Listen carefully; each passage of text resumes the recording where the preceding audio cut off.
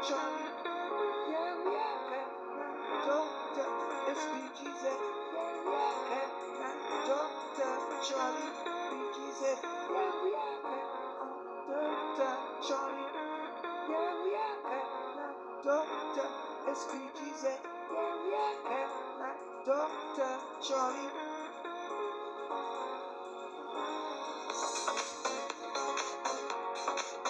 Hey, thank you very much for watching. Before I proceed, whatever you do, think about the environment. Let us pass our beloved Zimbabwean in good stead so that the future generations can make the best use of it. So hang on. Tamba, tamba, skidida, tamba, tamba. Mama na daddy, Sbgz yakutanga. Mama na daddy, Sbgz yakutanga. Mama na daddy kani, Sbgz yakutanga. Yauya, yauya, yauya na Dr. Charlie.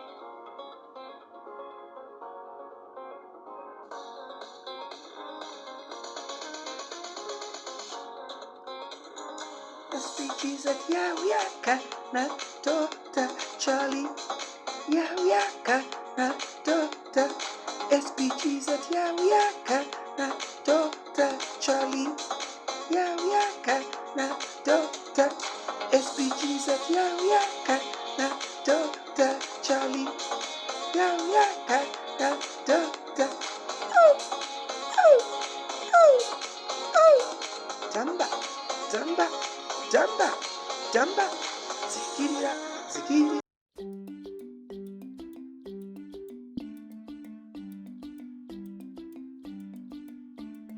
Makadiko munofara ere mhuri yeZimbabwe kwese mati mana enyika yedu yeZimbabwe maprovinces ose ndinokukwazisai Manicaland province, Masvingo province, Midland province, Bulawayo, Matabeleland north, Matabeleland south, Harare province, Mashonaland central, Mashonaland east, Mashonaland west neyo Harare province. Tofunga hapana wandasirira.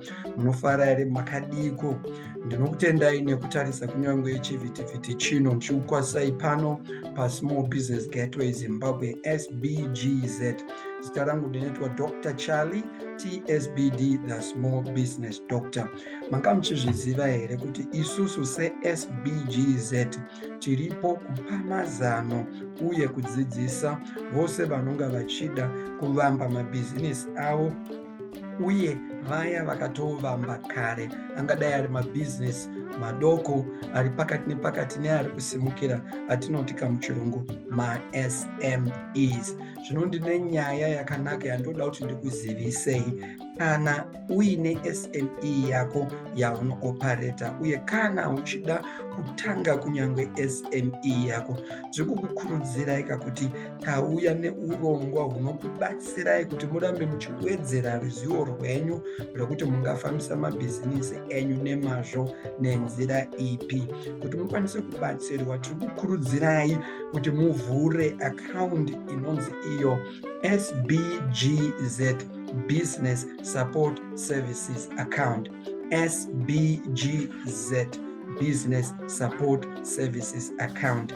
Kana muchinge mavhura account iyoyo, zvinoreva kuti magoni ose azarurwa maringe nekuti mukwanise kubatsirwa nenzira dzakasiyana-siyana kuti mufambise bhizinesi renyu nemazvo.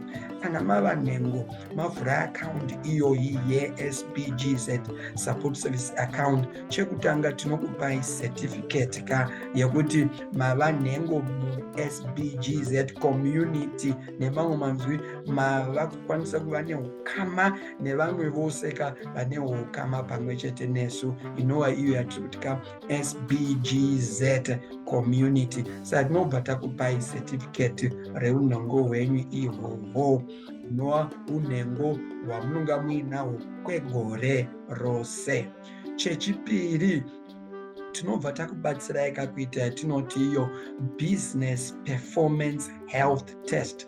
Business Performance Health test nekamuripo kadiki diki. Business performance health test zvinoreva kuongorora kuti ko business renyu utano hwaro, dai ari munhu, utano hwaro hwakamira sei tokubatsirai. Zvekare tobva taongorora, muchirungu kuita evaluate, urongwa hwakasiyana-siyana hunoita kuti bhizinesi renyu rifambire mberi. Urongwa uhwu ndo hwatinoti muchirungu maplans. Zvakafanana nekuti kune maplans atinoti emarketing, ekushambadza bhizinesi renyu, human resources, strategic, operations, counter production, risk, governance, stakeholder, public engagement, sustainability. Akawanda maplans anodiwa kuti bhizinesi rifambire mberi zvakanaka. Saka tinonga takubatsirana nemi kutarisa zvinhu izvozvo. Zvimwe zvamunobatsirwa nazvo inyaya yekuti tishambadze bhizinesi renyu nemwero wepamusoro-soro. Muchirungu tiri kuti to increase your market visibility, kuti vanhu vakwanise kuziva kuti muriko. Saka ndezvipi zvatinoita? Tinozoita isusu hurukuro nemi. Yes, tinoita hurukuro nemi muzvina bhizinesi kuti tizive kuti bhizinesi renyu rakavambwa rini, rinomboita nezvei, vision yenyu yakamira sei, chinangwa chenyu ndechipi, nezvose zvamunoda kutaura nepapfupi. Tobva taita hurukuro. Hurukuro iyoyo inoita kuti tigonyora rimwe gwaro ratinonyora muchirungu marketing piece or marketing article inoshambadza bhizinesi renyu. Saka tinobva tazviisa pamasocial media handles edu, pafacebook, banana WhatsApp, banana LinkedIn, banana Twitter. Uye taita saizvozvo tinoramba tichigofa tichiita repost, nemuchirungu to repost manewsfeed, kuti zvirambe vichibuda, vanhu vachiita sei, vachiverenga, vanhu vachibvunza, vava kutoziva nezvani, nezvenyu. Uye tinozozvishandura kunyorazve imwe marketing piece katatu pagore. Saka tinozviita kangani katatu pagore. Tikazvinyora toramba tichizviita repost, tonyora futi toita repost, tozonyora futi chechitatu. Ndo inonga iri written iyoyoyo. Then kana iri video yatinokuitirai tinozviita kaviri, kureva kuti video yenyu ichagara kwemwedzi mingani, mitanhatu. Tozogadzirazve kubika zveimwe video, ova mavideo mangani, maviri. Toaisa zvekare pamasocial media handles edu, kuYouTube, kuTwitter, kuFacebook, kuLinkedIn, kuTikTok, tichimbokushambadzirai, uye zvekare kublog uye pawebsite redu. Saka ndo zvimwe zvinoita kuti tikubatsirei muzivikanwe izvozvo. Taita saizvozvo kune zvekare rumwe rubatsiro rwatinoti ma-endorsements kana kuti ma-testimonials. Ma-endorsements kana kuti chii? Ma-testimonials. Panonga muchiita bhizinesi renyu, dziripo nguva dzamunonzi ndiani vamwe vanogona kupa uchapupu maringe nemafambisiro amunoita basa renyu. Saka isu tiripo kuti tinge takupa ma-testimonials aya, tichinyora kuti kambani yakati tinoiziva, tinofambidzana nayo, vanoita basa ravo nemazvo. Ma-testimonials, ma-endorsements hazvirevo kuti magarantees ekuti tiri kuti aiwa vapei mari isu tinozodzora seSbgz, asi tiri kupawo mboyo kuti ava vanhu tinovaziva, havasi magweregwere, vanoita basa ravo nemazvo. Chimwe chamunobatsirwa nacho kana mava nhengo yeSbgz community ndechekuti munonga maakusangana kamwe pamwedzi, zvichidai panzvimbo yatinonga tadini tabhuka, mungava mumahotera kana kuti pazvivhitivhiti. Handiti tichiita networking, ndo yatinoti business monthly networking. Saka maakukwanisa kupa, tinoti zvikomo zvinopana chimute, muchinzwawo kuti vamwe vari kuzvifambisawo sei, vamwe vari kuzvifambisawo sei. Chimwe chamunobatsirwa nacho zvekare sekuti zvomao muSbgz community ndechekuuya kumaconference. Tinoramba tichironga isusu maconference akasiyana-siyana. Gore rino titori nemaconference mairi, imwe ichaitwa kupi? kwaMutare musi wa20 to 21 April kumanika Skyview Hotel, iri pamusoro pe-entrepreneurial resilience, how can Zimbabwean SMEs thrive. Conference imwe cheteyo tiri kuita zvekare muHarare musi wa25 nemusi wa26 April paDmark Lifestyle Center 40 James Martin Road Lochinvar Southampton Harare pedyo neZRP Southampton Police. Saka conference tiri kuti ndo zvimwe zvamunobenefita, uye chinonyanya kubenefita kana kuti pamuchabatsirwa napo ndepekuti nhengo dzedu mamembers eSbgz community vanozobhadhara muripo uri pasi semenzaniso. Conference iyi kuti munhu auye anofanirwa kubhadhara, kana uri nhengo yedu unobhadhara mari yemuno muZimbabwe inoenderana nemari inoita US 80 United States dollars, nemamwe manzwi 80 United States dollars, mari yemuno muZimbabwe inoenderana nemari iyoyo, kana kuti kubhadhara ari ma-US achona. Asi vaya vanonga vasiri nhengo, ma-non-members vanonga vachizobhadhara 95 US dollars, nokuti is 2 days, it's going to be what, a 2-day conference. Saka vanobhadhara 95 US dollars, kana kuti mari yemuno muZimbabwe inoenderana ne95 US dollars. Saka ndo ma-benefits aripo, many discounts kana wamuda kuzotrainerwa ma-staff members, zvakawanda ma-programs atinopa, ma-service atinopa akawandisa, anenge atonongodzi akapedza. Asi ndiri kuti kana uri nhengo manje, if you are part and parcel of the Sbgz community, unobenefita nenzira dzakawandisisa. Handichadi kuti pedze nguva, ndodaira kuti izvozvo kuti saka ndingaitewo seiko kuti ndive nhengo, how can I be a member? Ndobva ndiri kuti aiwa musafe nenyota makumba ari mvura.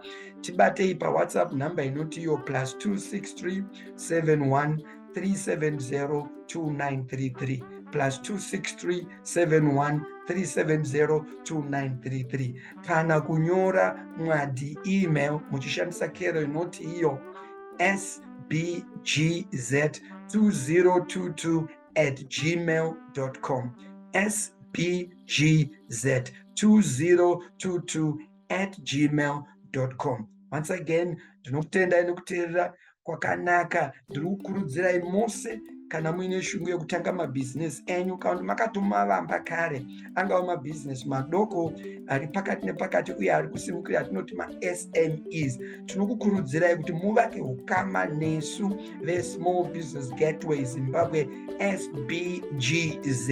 Tiripo isusu kuti tipe mazano uye kudzidzisa vana muzvina bhizinesi vese. Gateway zvinoreva kuti kana muri kuona mufananidzo uri kumashure kwangu ndewendege yaakunomhara. Unoziva kana ndege dzichimhara pama-airport pane ma-gateways akawanda. Chero imba munonga makuda kukwira ndege yenyu, munonzi vari kuenda kuHarare endai pagate number 4, vari kuenda kwakati endai pagate number 10. Saka ndo zvatiri kureva kuti kuno kuSbgz ndo panova pane mhararano uye panosangana vakawanda vose vane chekuita nezvebhizinesi, tichipana pfungwa nekurodzana pfungwa savana muzvina bhizinesi. Saka kana uchida kuti pfungwa dzako dzirodzwe maringe nemafambisirwo akanaka ebhizinesi, uya kuSbgz.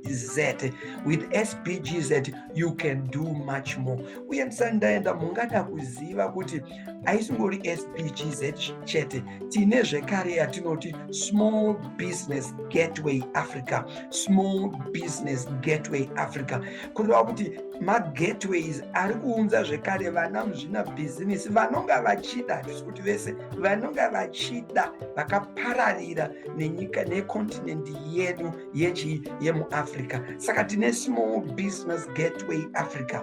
Tozoita mabazi ayo anoti Small Business Gateway Southern Africa, Small Business Gateway Central Africa, Small Business Gateway East Africa, Small Business Gateway North Africa, Small Business Gateway West Africa. Kureva kuti tinokwanisa kuungana tiri mumagateways iwayo, tokurukura zvekuSouthern Africa, zvekuCentral Africa, zvekuNorth Africa, zvekuEast Africa, zvekuWest Africa, zvekuEast Africa. Takadaro sema-entrepreneurs ari muafrica. Ndo basa reSmall Business Gateway Africa. Saka iwe ukagara waita nhengo yeSmall Business Gateway Zimbabwe, une mukana mukuru zvekare wekuti tishambadze nekuisa bhizinesi rako rinonga raakubuda anda yatinoti Small Business Gateway Southern Africa. Ndo imwe benefit zvekare mabatsirwo amunoita, nekuti waakukwanisa kuita ukama navana muzvina bhizinesi kwete vemuzimbabwe chete, asi vari muregion yedu yekusouthern Africa, uye vari nemamwe maregions angava West Africa, East Africa, North Africa, Central Africa, uye kukulingawo tichikubatanidzawo nevamwe vana muzvina bhizinesi vari outside Africa. Zita rangu ndatoitwa Dr. Charlie TSBD, the Small Business Doctor. Ndinokushuvirai rombo rakanaka uye utano hwakanaka, uye kuti mubudire mukushandira nyika yedu yeZimbabwe. Tisakanganwe chinangwa chedu semaZimbabweans kuti Zimbabwe to become a middle income by the year 2030, leaving no one behind. Saka rega kusariraka pachiuno chedu chatinacho munyika yedu yeZimbabwe. Muitiro zvakanaka chisari. One last thing, of course, yes, one last thing, of course. If you like this video, kana mafarira video, please click the subscribe button as soon as you hear the bell ringing. Click the subscribe button, because once you click the subscribe button, then you will be informed well in advance as soon as we released a next video. Click button ndo zvinoita kuti muziviswe pamusoro peurongwa hwatinonga tabuda naho kuno kuSbgz. So remember, click the subscribe button as soon as you hear the bell ring. Bye. Dr. Charlie.